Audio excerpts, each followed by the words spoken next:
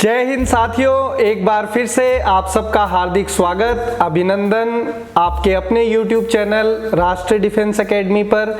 जैसा कि आप सब जानते हैं कि हम लोग लगातार आपके लिए ऐसे विद्यार्थियों का साक्षात्कार करवाते हैं जिससे आपको सफलता के बारे में पता चले, साथ ही साथ आपको ये भी पता चले कि जीवन में कितने संघर्षों के बाद हम लोग आगे बढ़ते हैं और आप भी मोटिवेट होकर उसी तरीके से सफलता की ओर बढ़ते रहें। तो इसी सीरीज़ के अंदर आज हमारे साथ हैं मिस्टर योगेश कुमार योगी जी, जिन्होंने एसएससी सीपीओ 2019 के अंदर फाइनल सिलेक्शन लिया है और अभी 15 मई को हजारीबाग झारखंड के अंदर ट्रेनिंग करने जाएंगे।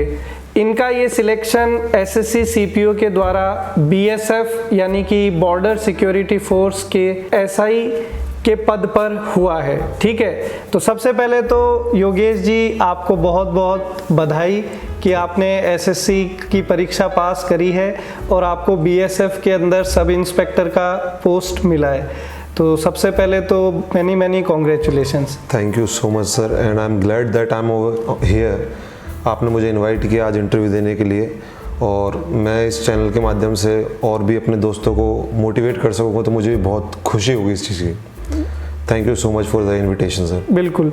तो योगेश जी, सबसे पहले तो आपसे ये जानना चाहेंगे कि आपने बीएसएफ के अंदर जाने का कैसे सोचा, और उससे पहले मैं ये भी जानना चाहूँगा कि आपका एजुकेशनल बैकग्राउंड क्या रहा और उसका कितना फ़र्क आपको आगे महसूस हुआ तैयारी के समय। सर फर्स्ट ऑफ ऑल मैं आपके पहले क्वेश्चन का आंसर देता हूँ। मैं बचपन से ही डिफेंस की तैयारी कर रहा हूँ, एक तरह से आपको मैं बता दूँ, क्योंकि मेरी स्कूलिंग जो है जैसे 6th क्लास से लेकर 12th क्लास तक मैं सैनिक स्कूल चित्तौड़गढ़ से पास आउट हूँ, और वहाँ पे हमें ट्रेंड ही इस चीज़ के लिए किया जाता है that how you became a army officer. So basically आप ये मान सकते हो कि from 6th class onward I was very eager to join the defence forces. ऐसा नहीं है कि मेरे को 2 साल में पता चला है और मैंने 2 साल में ही मुझे पहली चीज़ पता चली कि मैं बीएसएफ के लिए बहुत ही उत्सुक हो गया। नहीं, मैं 6th क्लास से ही ईगर था, बहुत ही मुझे उसी का पता था कि डिफेंस में जाना है। बिकॉज मैंने एनडीए भी दिया था, unfortunately I was not able to clear the NDA exam, but later on मैंने बीटेक करी फ्रॉम एपेक्स कॉलेज जयपुर में ही इलेक्ट्रिकल ब्रांच से, और बीटेक करने के बाद सर मुझे जो अपॉर्चुनिटीज़ मिली, जो डिफेंस में ज्वाइन कर सकता था यानी आर्मी ज्वाइन कर सकता था, वो मैंने सारी दी, या फिर एयरफोर्स ज्वाइन कर सकता था। बेसिकली डिफेंस में जाना था, या फिर चाहे कोई सी भी वो आर्मी नेवी एयरफोर्स में। तो मैंने सीडीएस भी दिया, एफकेट भी दिया, आईनेट भी दिया, एसएससी की टेक एंट्रीज है वो भी दी है। तो मैं बहुत बार करीब 12 बार मैं एसएसबी अटेंड भी कर चुका हूँ। So it was not like कि फर्स्ट गो में ही मैं एसएससी सीपीओ के थ्रू गया हूँ, बट मैं एसएससी से पहले डिफेंस मेरा एम है, और उसी से करते करते मैं सीपीओ के बारे में पता चला मुझे, तो मैंने उसका भी एग्ज़ाम दिया। अच्छा, तो आखिर में भगवान ने आपकी सुनी और जो आपका सपना था वो पूरा हुआ। तो ये एक बहुत इम्पोर्टेंट यहाँ पर मैसेज है हमारे सारे दोस्तों के लिए कि जो भी आपका ड्रीम है उसको अगर आप लगातार परस्यू करते रहते हैं तो एक न एक दिन आपको ज़रूर सफलता मिलती है। जैसे डिफेंस में जाने का इनका सपना था, एनडीए भी इन्होंने दिया, सीडीएस भी दिया, एफकेट भी दिया, लेकिन उन्होंने गिव अप नहीं किया और फाइनली एसएससी सीपीओ के थ्रू इनको बीएसएफ की वर्दी मिल रही है। एक चीज़ आपसे जानना चाहूँगा कि आपने सैनिक स्कूल का जिक्र किया, तो ये जो सैनिक स्कूल है, मिलिट्री स्कूल है, तो इनका क्या रोल, अच्छा रोल हो सकता है अलग स्कूलों से, और इसमें कैसे एडमिशन मिलता है, या जैसे प्राइवेट स्कूलों में एडमिशन होता है क्या इसी तरीके से इसमें एडमिशन हो जाता है? Sir first of all regarding admission, तो एडमिशन इसका सिर्फ 2 ही बार होता है। बच्चे वहाँ पे, ये पहली बात मैं आपको बता दूं कि ये अपने डे स्कॉलर स्कूल्स नहीं होते हैं। अच्छा, कि जिसमें बच्चा सुबह गया और दोपहर में घर वापस आ गया। रेजिडेंशियल स्कूल्स होते हैं। जी। और यहाँ पर जो एडमिशन है वो 2 ही बार होता है, एक 6th क्लास में और एक 9th क्लास में। और जो स्कूल्स होते हैं ये भी सिर्फ 6 to 12 तक होते हैं। अच्छा। और एडमिशन की प्रोसेस जो है इसके अंदर बाकायदा आपको फर्स्ट पेपर देना पड़ता है। फिलहाल हमारे जैसे एनटीए है, नेशनल टेस्टिंग एजेंसी है, वो पेपर ले रही है। उसके बाद इनका इंटरव्यू भी होता है, फिर उसके बाद मेडिकल भी होता है। अच्छा। तो इस प्रोसेस से इनको गुजरना होता है। वो 6th क्लास का बच्चा जो कि करीबन 11-12 साल का है उसको, और जो 9th क्लास का बच्चा है दोनों को सेम प्रोसेस है। फिर रही बात सर नर्चरिंग की, तो सैनिक स्कूल और मिलिट्री स्कूल का ओवरऑल जो फोकस होता है वो ओवरऑल पर्सनालिटी बिल्डिंग के ऊपर होता है जी। तो ये मुझे बहुत हेल्प कर रही है ओवरऑल पर्सनालिटी डेवलपमेंट। जैसे कि शुरुआत से हमारा फिजिकल बहुत अच्छा रहा है। सैनिक स्कूल के अंदर हमने शुरुआत में जैसे हमारी पीटी होती थी, फिर धीरे धीरे हमारी क्रॉस कंट्रीज होने लगी, फिर हमने स्पोर्ट्स भी करा है। तो वो चीज़ मुझ में कहीं ना कहीं अभी भी है और वही जुनून था कि मेरा डिफेंस फोर्सेस की तरफ लगाव ज़्यादा रहा। बिल्कुल। क्योंकि मैं चाहता था कि मेरे डे टू डे रूटीन के अंदर मुझे कहीं ना कहीं एडवेंचर करने का, स्पोर्ट्स करने का मौका मिलता रहे।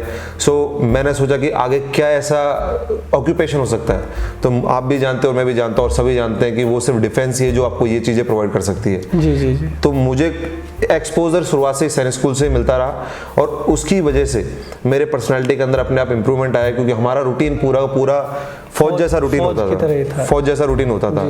सुबह उठना है, सुबह आपको 5 बजे उठा देंगे, फिर उसके बाद पीटी कराएंगे 1 आवर के आसपास, 45 मिनट्स की होती है, लेकिन पूरा रूटीन उस टाइप से रोल कॉल होके 1 आवर हो जाता है। फिर उसके बाद ब्रेकफास्ट है, उसके बाद आपके स्कूल चलता है, स्कूलिंग भी चलती है प्रॉपर बाकायदा, जैसे बाहर के स्कूलों में चलती है स्कूलिंग। स्कूलिंग के बाद आपको थोड़ी देर रेस्ट देंगे, फिर अराउंड 4:30 इवनिंग में आपके स्पोर्ट्स होते हैं, फिर आपके सेल्फ स्टडी के लिए प्रेप्स होती है, फिर शाम के टाइम में 6:30-7 बजे के आसपास 1 आवर और 2 आवर्स की प्रेप होती है। फिर after that dinner, after that self study, again self study and after that nights out. जी जी जी। वो होके फिर ये कंटिन्यूस रूटीन फॉलो होता है। संडेज को छुट्टी भी मिलती है और हमें बहुत सारे क्लब्स होते हैं, बहुत सारे एडवेंचर एक्टिविटीज़ होती है, हमें मौका भी दिया जाता है बाहर जाने का, बाहर घूमने का, फिरने का। वो स्कूल की तरफ से मतलब लेकर भी जाते हैं वो हमको। जी जी। तो ये पूरा रूटीन है ऐसा, इसकी वजह से कहीं ना कहीं मैं अपने आप को इसी चक्कर में, मैं सर बताऊं आपको कि मुझे फिजिकल के लिए ज़्यादा एफर्ट भी नहीं लगाने पड़े। जो हमारे इसके अंदर जो फिजिकल होता है उसमें मैं आपको बताऊंगा हार्डली मैंने 5 डेज़ की प्रिपरेशन करी होगी रनिंग के लिए। जी जी जी। और उसी के साथ मैंने फिजिकल क्वालिफाई किया, और हालांकि मैंने सर 2020 का भी फिजिकल क्वालिफाई किया है और उसके लिए मैं ऑलमोस्ट एक ही दिन रनिंग करके आया हूँ बस। बिल्कुल बिल्कुल। और उसके साथ मैंने उसका फिजिकल भी क्लियर किया था। जी जी। तो जो हमारे बहुत सारे ऐसे माता पिता हैं, पेरेंट्स हैं जिनके पास जानकारी का अभाव है, तो अगर आप अपने बच्चे को फौज में अफसर बनाना चाहते हैं तो सैनिक स्कूल, मिलिट्री स्कूल ये आपको एक बहुत अच्छा सहयोग कर सकते हैं। अब योगेश जी, मैं आपसे ये जानना चाहूँगा कि आपने जैसा बताया कि आपने इंजीनियरिंग करी, तो इंजीनियरिंग करने के बाद में आजकल जैसा मैंने देखा है पिछले 5-10 साल के अंदर, इंजीनियरिंग करने के बाद बहुत सारे विद्यार्थी एसएससी का एग्ज़ाम देते हैं, सीडीएस भी देते हैं, एफकेट भी देते हैं। तो इसका क्या कारण आप समझते हैं कि ऐसा आजकल भारत में ऐसा प्रचलन क्यों हो रखा है?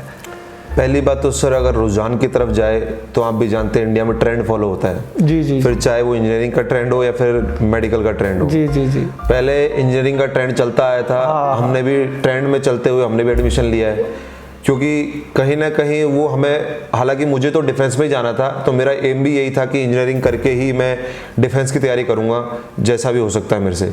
और मुझे ये भी मालूम था शुरुआत से कि इंजीनियरिंग के बाद जैसे मुझे एसएससी टेक एंट्रीज आती है आर्मी में, वो देने का मौका मिल जाएगा और उससे मैं एक अपॉर्चुनिटी मिल जाएगी मुझे, और मैं उससे इंटरव्यू दे सकता हूँ जिससे मैं आर्मी ज्वाइन कर सकता हूँ। जी जी। कहीं ना कहीं वो नहीं हो पाया, अलग चीज़ है, लेकिन मुझे इससे और रुझान मिला कि यार ठीक है, करना तो अपने को यही है। फिर मैंने उसी फील्ड में प्रिपेयर भी करा। फिर एक सर दूसरा प्लस पॉइंट ये भी हो जाता है कि जो इंजीनियरिंग बैकग्राउंड के बच्चे हैं उनकी मैथ्स और साइंस कहीं ना कहीं अच्छी रहती है।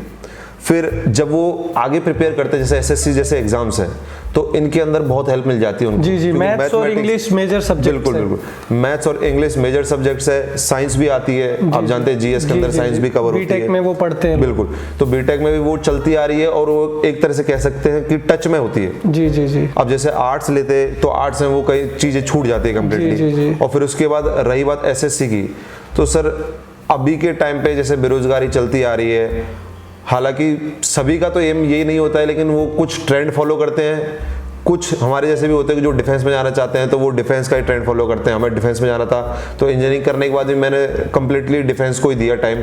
मैंने ऐसा नहीं है कि किसी बैंकिंग सेक्टर में गया या फिर कोई और सेक्टर में गया, लेकिन साथ साथ में मैंने एसएससी इसलिए भी दिया था सर कि मेरा एक बैकअप रह सके।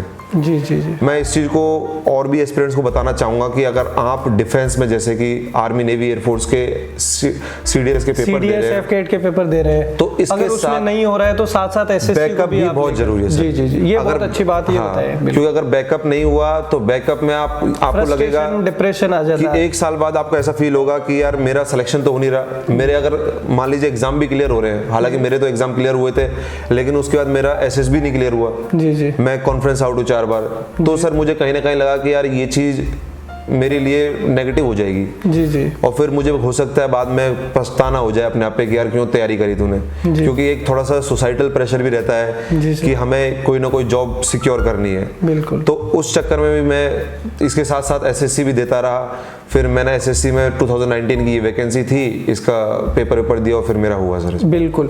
तो ये इन्होंने एक बहुत अच्छी बात यहाँ पर बताई कि हमें अपने समय साथ आजकल किसी एक एग्ज़ाम को आप टारगेट लेकर चल रहे हैं, बहुत अच्छी बात है, लेकिन उसके बैकअप में भी आप 1-2 छोटे एग्ज़ाम्स को या दूसरे एग्ज़ाम्स को टारगेट कर सकते हैं, ताकि अगर फर्स्ट उधर प्रायोरिटी नहीं मिलती है तो सेकंड में प्रायोरिटी मिल जाए और एटलीस्ट आप जॉब अपने लिए सिक्योर करें। अब थोड़ा सा आप मुझे एसएससी सीपीओ के एग्ज़ाम के बारे में बताइए, एग्ज़ाम पैटर्न क्या होता है, थोड़ा सा ब्रीफ में आप मेरे को इसके बारे में बताइए। सर पहले तो मैं अगर आपको बताऊं कि स्टेजेस के बारे में, तो सबसे पहले प्री होता है इसका, प्री के बाद फिजिकल होता है, फिर उसका एक मेंस होता है, फिर उसके बाद मेडिकल है, फिर मेरिट है। तो ये 5 स्टेजेस में इसको बांटा हुआ है। बीच में डीवी भी आते हैं, तो वो एक तरह से इसी का पार्ट, डॉक्यूमेंट वेरिफिकेशन होता है। अब सबसे पहले सर प्री में 200 नंबर का पेपर होता है, जिसके अंदर इंग्लिश, मैथ्स, जनरल साइंस मतलब अपना जीके पोर्शन और अपना ये रीजनिंग, जी जी, ये 4 पोर्शन आते हैं जो कि 50 मार्क्स के होते हैं। ओके। 2 घंटे का पेपर होता है और 2 घंटे के अंदर आपको 200 क्वेश्चंस करने होते हैं। जी जी। ये आपका प्री हो गया जी। फिर उसके बाद सर फिजिकल है। फिजिकल के अंदर आपकी 1600 मीटर रेस होती है, जो कि आपको 6.5 मिनट यानी 6 मिनट्स 30 सेकंड्स के अंदर आपको कंप्लीट करनी होती है। ओके। और वो सारे के सारे क्वालिफाइंग नेचर की है, ऐसा नहीं है कि आपने जल्दी कर दिए तो आपको मार्क्स एक्स्ट्रा मिल रहे हैं, वो नहीं है सर, ये सब क्वालिफाइंग नेचर की है। एक 1600 मीटर रेस हो गई, शॉर्ट पुट हो गया, लॉन्ग जंप हो गई, हाई जंप हो गई और एक 100 मीटर की रेस हो गई। ये सब चीज़ें होती है सर। और वहीं पे थोड़ा चेस्ट का और इनका मेजरमेंट होता है, जिसे हम पीएसटी कहते हैं, जिसमें फिजिकल स्टैंडर्ड टेस्ट होता है, जिसके अंदर हमारी हाइट और हमारा वेट नापा जाता है और चेस्ट नापी जाती है सर, जिसके अंदर आपको फिक्स है वो क्राइटेरिया और हर कैटेगरी का अलग अलग है उसमें। जैसे कि एससी कैटेगरी और जो अपने पहाड़ी क्षेत्र है इनके लिए छूट भी है, बाकी क्षेत्र वालों के लिए छूट नहीं है, जो स्टैंडर्ड है वो बाकायदा बना हुआ है उनके लिए। फिर उसके बाद सर मेंस होता है। मेंस भी 200 मार्क्स का होता है, जिसके अंदर कम्प्लीटली इंग्लिश आती है, उसके अंदर बाकी कोई पेपर नहीं होता है, सिर्फ इंग्लिश आती है। ये सर इनका प्रोसीजर है। फिर उसके बाद एक मेडिकल होता है, मेडिकल भी क्वालिफाइंग नेचर का होता है और उसको क्वालिफाई करना बहुत ज़रूरी है सर।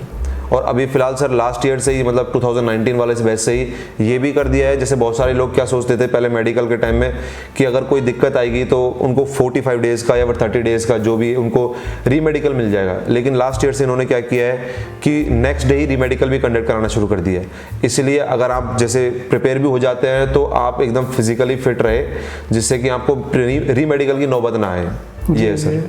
अदरवाइज री मेडिकल के इशू की वजह से आप पूरी तैयारी आपकी बिल्कुल सर, पूरी तैयारी खराब हो सकती है। और जैसे हमने सुना भी है और एक मेरे जानकार भी है, उनका रीमेडिकल उनको मिला 4 kg वेट के अंदर। अब हालांकि वेट तो एक ऐसी चीज़ है जो हम कंट्रोल कर सकते थे अगर वो चाहते तो थोड़ा पहले से ही, लेकिन उन्होंने भी यही सोचा था कि जैसे ही 45 डेज का टाइम 45 डेज का टाइम मिलेगा और वो उसको रिड्यूस कर लेंगे, लेकिन उन्होंने फिर रियायतें नहीं दी उस चीज़ पे सर। जी जी जी। तो वो आउट हो गए, फिर उस पर नुकसान हो गया। तो ये एक बहुत इंपॉर्टेंट इन्फॉर्मेशन है कि री मेडिकल नेक्स्ट डे ही हो जाता है।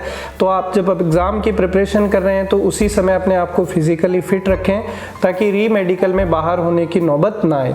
अब एक महत्वपूर्ण सवाल मैं यहाँ से पूछना चाहूँगा कि एसएससी सीपीओ में इंग्लिश का एक बहुत इंपॉर्टेंट रोल है, क्योंकि मेंस एग्जाम में 200 नंबर का आपका इंग्लिश का क्वेश्चन पेपर होना है। और इंग्लिश एक ऐसा सब्जेक्ट है जिससे रूरल बैकग्राउंड के स्टूडेंट और बहुत सारे इवन इंग्लिश मीडियम के स्टूडेंट्स भी बहुत ज़्यादा डरे हुए रहते हैं कि कैसे प्रिपेयर करें, वोकेबलरी कैसे करें, ग्रामर कैसे करें, कॉम्प्रिहेंशन कैसे करें। तो आप अपना पर्सनल मुझे बताइए कि आपने किस तरीके से इंग्लिश को प्रिपेयर किया, क्योंकि मेंस के अंदर 200 नंबर का वेटेज है, तो किस तरीके से आपने उसको किया? तो तो सर मैंने इसके लिए आपको बता दूं, मैंने कोई कोचिंग तो नहीं करी थी इसके लिए। मैंने जो भी किया इसमें सब सेल्फ स्टडी से। हाँ जी, चाहे वो प्री हो या मेंस हो, चाहे सीडीएस की तैयारी से लेके अभी तक मैंने सारा सेल्फ स्टडी से ही किया था।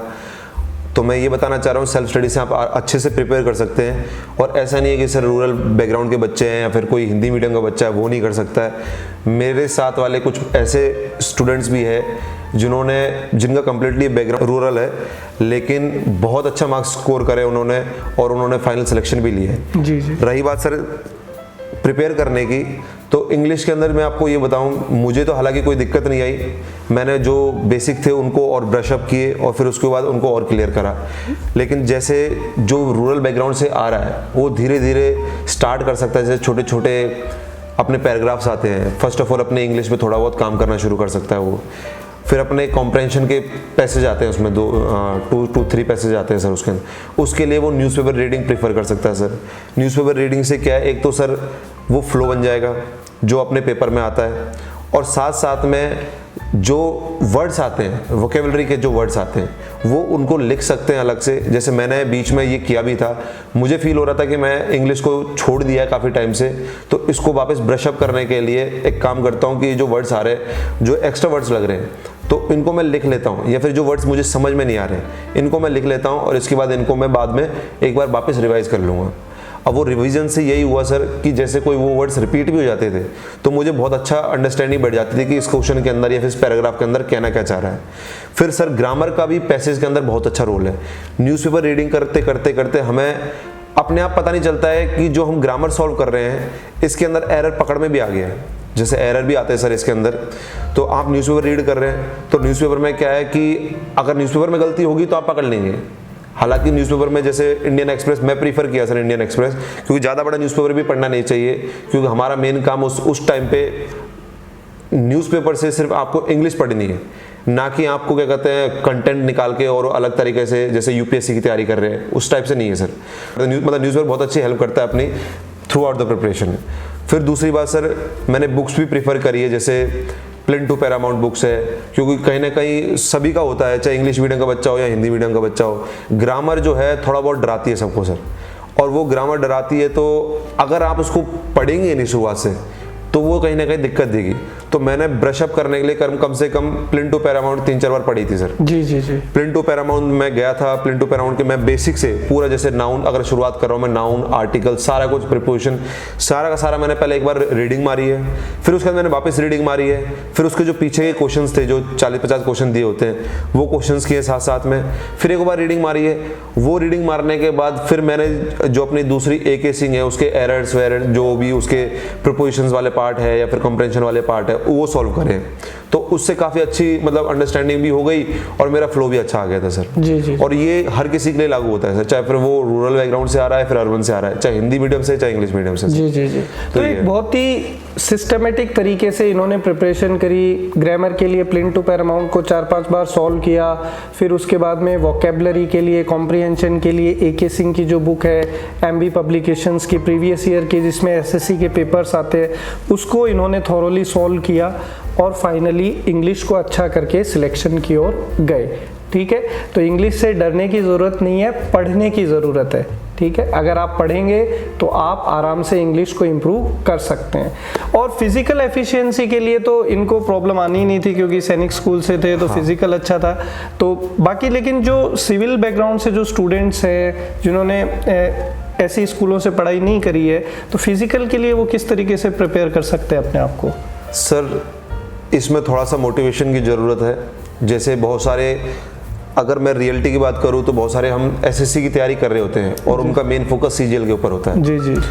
तो वो सीजीएल पे फोकस करते हैं, जब वो एज अ सब्स्टिट्यूट मानते हैं एसएससी सीपीओ वैकेंसी। बिल्कुल बिल्कुल, ये बहुत ही इंपॉर्टेंट बात इन्होंने कही। मैं भी इस पर बात करना चाहता हूँ कि मेजॉरिटी जो स्टूडेंट्स हैं वो एसएससी के अंदर सीजीएल को टारगेट करते हैं और वो ये भूल जाते हैं कि सीपीओ भी उसी के इक्विवेलेंट आपको जॉब दिलाती है।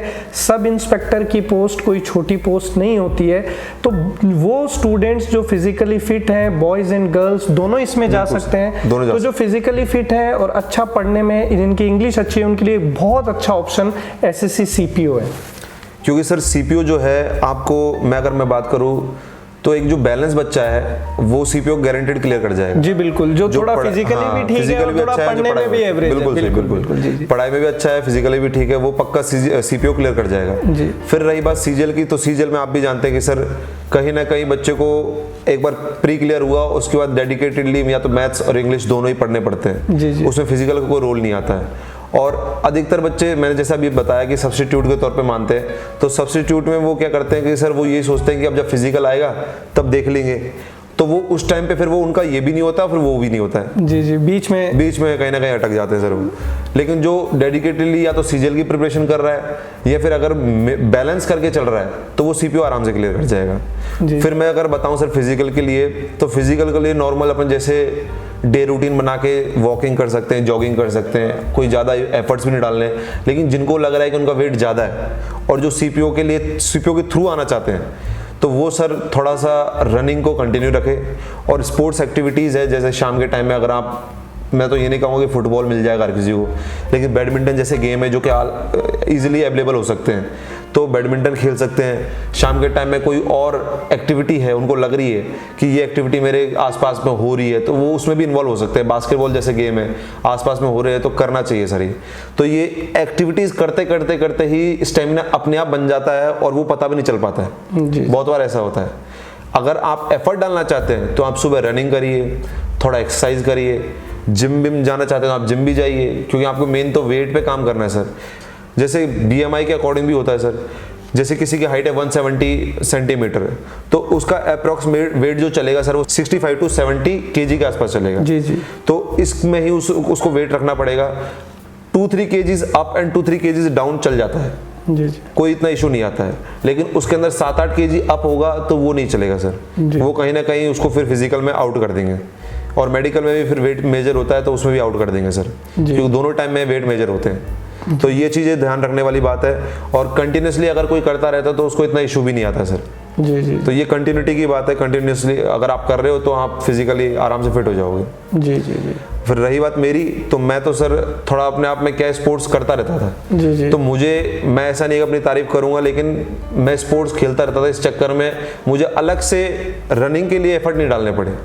जी। कि मैं अलग से रनिंग कर रहा हूँ। लेकिन मैंने रनिंग ट्राई जरूर करी कि मैं एक बार देख लेता हूं कि जो टाइम पीरियड दिया हुआ है 630 मिनट्स, उसके अंदर मैं कर पा रहा हूं नहीं कर पा रहा हूं। ओवर कॉन्फिडेंट नहीं, हाँ, ओवर कॉन्फिडेंट नहीं होना चाहिए। जी। तो वो चीजें थी सर। बिल्कुल। तो ये योगेश जी ने हमें बताया कि किस तरीके से वो विद्यार्थी जो फिजिकली थोड़ा सा टाइम नहीं देते हैं, किस तरीके से अपने फिजिकल स्टैंडर्ड्स को ठीक कर सकते हैं ताकि एसएससी सीपीओ जैसी वैकेंसी में वो जॉब ले सके। तो बहुत ही अच्छा रहा योगेश जी आज का ये सेशन, आपसे बातचीत करके बहुत सारी जानकारी मिली। जाने से पहले मैं चाहूँगा कि आप हमारे विद्यार्थियों को कुछ ऐसा संदेश दें, जो भी विद्यार्थी फौज में या किसी भी सरकारी नौकरी में जाना चाहते हैं, क्योंकि एक चीज़ यहाँ पर आपने भी देखी है, हम भी देख रहे हैं कि एसएससी हो या कोई भी गवर्नमेंट एग्ज़ाम हो, इसका जो प्रोसेस है वो बहुत ज़्यादा डिले होता जा रहा है। वैकेंसीज भी कम हो गई हैं और बहुत ज़्यादा टाइम लग जाता है। तो बहुत सारे स्टूडेंट्स जो हैं लगातार फ्रस्ट्रेट होते जा रहे हैं। ट्विटर पे भी हम लोग देखते हैं कि बहुत सारे आंदोलन चलते हैं, यूट्यूब पे भी बहुत सारे लोग ऑनलाइन धरना देते हैं, आंदोलन चलाते हैं। तो मैं ये जानना चाहता हूँ कि जैसे आपने भी 2019 के सीपीओ का एग्ज़ाम दिया था और 2022 में अब आप ट्रेनिंग ज्वाइन करेंगे 15 मई के आसपास। जी सर। तो 3 साल का लंबा पीरियड हो गया। तो कैसे अपने आप को मोटिवेटेड रखें टारगेट को लेकर कि ये मुझे करना ही है, इस पर क्या आप बोलना चाहेंगे? सर, जैसे कि हम भी स्टूडेंट ही है, अभी भी हम लोग लर्निंग फेज में ही एक तरह से। ऐसा नहीं है कि अभी नौकरी लग गए तो कम्प्लीटली बहुत कुछ आ गया है, फिर बहुत कुछ जान लिया हमने। बेसिकली सर यही रहा है कि 2019 के अंदर हमने प्री दिया था दिसंबर के आसपास। उसके बाद अगर आपको लग रहा है आपके पास और भी अपॉर्चुनिटीज़ आ रही है तो आप वो अपॉर्चुनिटीज़ भी अवेल करें, ट्राई करते रहें। सबसे बेस्ट चीज़ है, आप एक चीज़ पे स्टिक मत रहो कि आपने सीपीओ दे लिया है तो आप सिर्फ सीपीओ दोगे। मेरा मेन कहने का मकसद यही है कि जैसे कि आपके कोर्स के अकॉर्डिंग जो वैकेंसी चल रही है, जैसे कि हाँ, जो 4 सब्जेक्ट आप पढ़ रहे हैं, मैथ्स, इंग्लिश, एसएससी के अंदर आपके प्री में सीपीओ में भी वही आ रहा है, सीजीएल में भी वही आ रहा है, सीएचएसएल में वही आ रहा है, एमटीएस एसएससी एमटीएस के अंदर भी वही आ रहा है। जी जी। तो कहीं ना कहीं आपको एक्स्ट्रा एफर्ट डालने की जरूरत नहीं पड़ेगी सर, मैं ये कहना चाह रहा हूँ। और जैसे कि हमारे कोई बीच में और वैकेंसी आती है, रेलवे की वैकेंसी आ रही है, तो अगर आप उसके लिए प्रिपेयर कर सकते हैं तो कंटिन्यूसली प्रिपेयर करते रहिए उसके लिए। अगर आपको लग रहा है मेरी वैकेंसी डिले हो रही है, जैसे मैंने कहा सर बैकअप की बात है, अगर ये आपका एग्जाम छूट रहा है तो ये वाला बैकअप रखिए, जी जी, ये वाला एग्जाम छूट रहा है तो ये वाला बैकअप रखिए। बिल्कुल बिल्कुल, मतलब खाली मत बैठिए, खाली मत बैठिए, लगातार जो भी अपॉर्चुनिटीज मिलती जा रही हैं उनको अवेल करते रहिए ताकि फ्रस्ट्रेशन ना हो और जो आपका ड्रीम है, अल्टीमेट ड्रीम है गवर्नमेंट जॉब का, वो पूरा हो। ठीक है, तो थोड़ा सर पैशन की बात हो जाती है, कोई डिफेंस में जाना चाहता है, मैं देखता हूँ बहुत सारे, आप भी देखते होंगे, बहुत रनिंग करते हैं, भागते हैं, दौड़ते हैं, फिजिकली बहुत एक्टिव रहते हैं, क्योंकि उनका आर्मी ही एम होता है। जी जी। तो मैं सब टाइप के बच्चों के लिए कहूँगा कि आप साथ में बैलेंस भी करके चलो, क्योंकि अगर आर्मी में भी अगर आप फिजिकल भी दे रहे हैं तो पेपर तो आपको देना ही देना है। जी जी जी। तो अगर आप पेपर की तैयारी नहीं करोगे और फिजिकली बहुत ज्यादा एक्टिव हो जाओगे तो भी आप आउट हो जाओगे, तो भी आप बाहर हो जाओगे। तो वो रियलिटी वाली बात है जो कि आपको कहीं ना कहीं जानने की जरूरत है। जी बिल्कुल बिल्कुल। अगर वो आप नहीं जानोगे तो फिर आप ये सोच लो कि आप खुद ही एक तरह से मुंह दबा के बैठे हो, फिर कोई फायदा भी नहीं उस चीज। बिल्कुल। और इस टाइप की चीजों से फायदा कुछ नहीं होगा, नुकसान ही होगा। जैसे कि बहुत सारे स्टूडेंट्स क्या होता है सर कि ये सीडीएस भी दे रहे हैं, एफकेट भी दे रहे हैं, लेकिन साथ में कोई बैकअप नहीं रख रहे हैं। जी जी। अगर वो बैकअप नहीं रख रहे हैं तो उनको पता है एक टाइम पे ये सारे चांस खत्म हो जाएंगे, एंड हो जाएगी सब चांसेस, क्योंकि इनकी सबकी 24-25 इतनी एज लिमिट है। जी जी। तो इसके बाद फिर आप सोचोगे कि अब मैं क्या नया बैकअप रखूं, तो उस टाइम पे आते आते एक एज अ एस्पिरेंट मैं ये मानता हूं कि आप बहुत ज्यादा लेट भी हो जाओगे और बहुत ज्यादा फ्रस्ट्रेट भी हो जाओगे। जी जी जी। फिर वो फ्रस्ट्रेशन जो आएगी वो कहीं ना कहीं आपका डाउनफॉल लेकर आएगी। अगर आप एक बार कहीं भी सिलेक्शन ले लो, उसके बाद आप चाहे कोई सी भी प्रिपरेशन करते रहो, जी जी, तो कोई इशू नहीं है। आप बढ़ने के लिए कोई चाहत है तो कोई दिक्कत नहीं है सर, उसमें कोई आगे बढ़ना चाह रहा है तो क्या इशू है उसके अंदर। लेकिन आप अगर आप उस चीज को ऑक्यूपाई नहीं कर पा रहे हो, कोई और वैकेंसी ऑक्यूपाई नहीं कर पा रहे हो, और फिर आपके लेवल जो फ्रस्ट्रेशन का होगा वो अलग ही लेवल का फ्रस्ट्रेशन होगा। उसमें आपको सर मतलब बहुत गंदे गंदे थॉट्स भी आ सकते हैं। जी जी। जो कि स्टूडेंट्स में अधिकतर आते ही हैं। Suicidal tendency. बिल्कुल सर, बिल्कुल ऐसे आते भी बहुत सारों के अंदर। जी जी। इसलिए मैं बता रहा हूँ आप अपने आप को थोड़ा एंगेज रखिए, चाहे कोई सी भी एक्टिविटी हो, चाहे एग्जाम से रिलेटेड हो। अगर आप दूसरा एक पेपर दे रहे हैं तो दूसरे की प्रिपरेशन करते रहिए, दूसरा दे रहे तो तीसरे की भी करते रहिए, लेकिन वो जो रिलेटेड होना चाहिए वो उसी से होना चाहिए। हाँ बिल्कुल, जैसे एसएससी में जो सब्जेक्ट्स कॉमन है, ये नहीं कि आप स्टेट गवर्नमेंट का कुछ पढ़ने लगे। अगर आप एसएससी कर रहे हैं तो ऐसा मत चले जाना कि अब राजस्थान की वीडियो की वैकेंसी आई है तो आप उसमें घुस गए। जी जी जी। मान लीजिए पटवारी आई है तो आप उसको उसमें घुस गए, फिर आप एसएससी में लौट के आ रहे हैं। जी जी। तो सर मैंने तो आपको ये बताऊं, थोड़ा मेरे पिताजी भी ऐसा बोलते थे कि एसएससी की जेई की वैकेंसी आ रही है, राजस्थान की जेई की वैकेंसी आ रही है, क्योंकि मैंने इलेक्ट्रिकल से इंजीनियरिंग भी कर रखी है। जी जी। तो क्यों नहीं देते हो? तो मैंने अपने पिताजी को क्लियर करा कि मैं डिफेंस का दूंगा और इसके अलावा कोई सी वैकेंसी का पेपर नहीं दूंगा। जी जी। और मुझे पता है मेरा डिफेंस से रिलेटेड जो आ रहा था एसएससी में पैटर्न सेम है, सीडीएस के अंदर भी यही सेम है। सीडीएस के अंदर भी इंग्लिश, मैथ, रीजनिंग, मतलब रीजनिंग तो नहीं आ रही है लेकिन फिर भी इंग्लिश, जीके ये सब आ रहा है। जी जी। रीजनिंग पढ़नी थी, जो कि रीजनिंग भी पढ़ने की जरूरत नहीं पड़ती अगर आपको मैथ थोड़ा पढ़ रहे हो तो। जी जी। लेकिन फिर भी ब्रशअप करने की जरूरत है। जी जी। तो सर मुझे एक्स्ट्रा उस चीज के लिए करना नहीं पड़ा, लेकिन मैं सलाह यही है कि ऐसा नहीं है कि आप स्टेट में डाइवर्ट हो जाओ, और क्योंकि उसका सिलेबस ही कंप्लीटली अलग है। सिलेबस मैच करना चाहिए, और सिलेबस मैच करता रहेगा तो आप कहीं ना कहीं आपको फील ही नहीं होगा कि आप रोइंग करते करते आपने पूरी नदी पार कर ली। ऐसा होता है सर। जी बिल्कुल। तो ये इन्होंने बहुत एक सही बात यहाँ पर बताई कि एक संतुलित विचारधारा से अगर आप तैयारी करेंगे तो जरूर आपको अपनी मंजिल प्राप्त होगी।